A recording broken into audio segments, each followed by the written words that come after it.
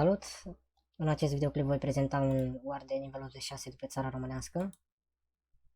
Contul are pe aură, biologul la cărți blesteme. O să vedem acum mai multe, nici eu nu știu ce mai e pe cont. Deci, M6 aură, M2 izbitură, M4 vârtej pe aură, câteva puncte pe aici. Biologul la cărți, cum am spus. Eli de 5 zile.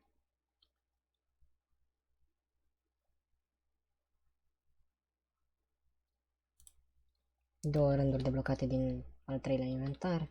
Ia să vedem dacă e ceva și în depozit.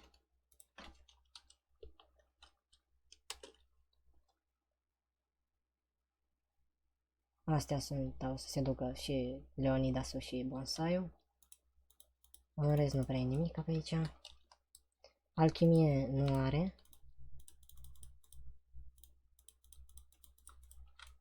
Câteva tăiate, nu știu dacă o să vă ajute. Ia să vedem dacă în depozit mai e ceva.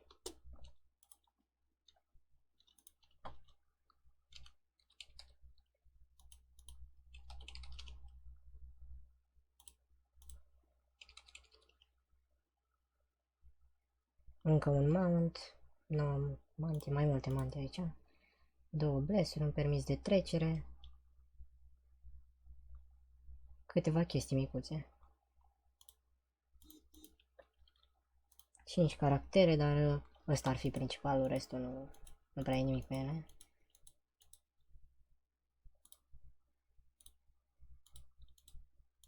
Un lican de 30.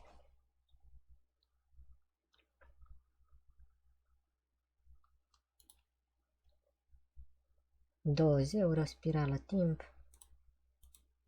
Și colierul ăsta rămâne pe cont. Cam asta ar fi și pe lican. Unsura de 28, ia să vedem și ce mai avem aici.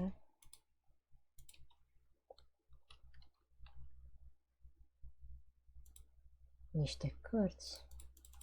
Cam atâta, nimic important.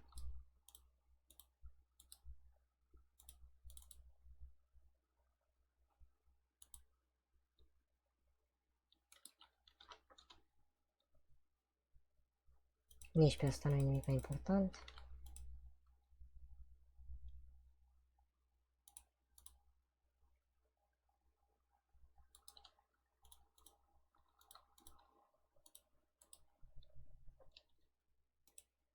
Am uitat să vă arăt ce mai e aici.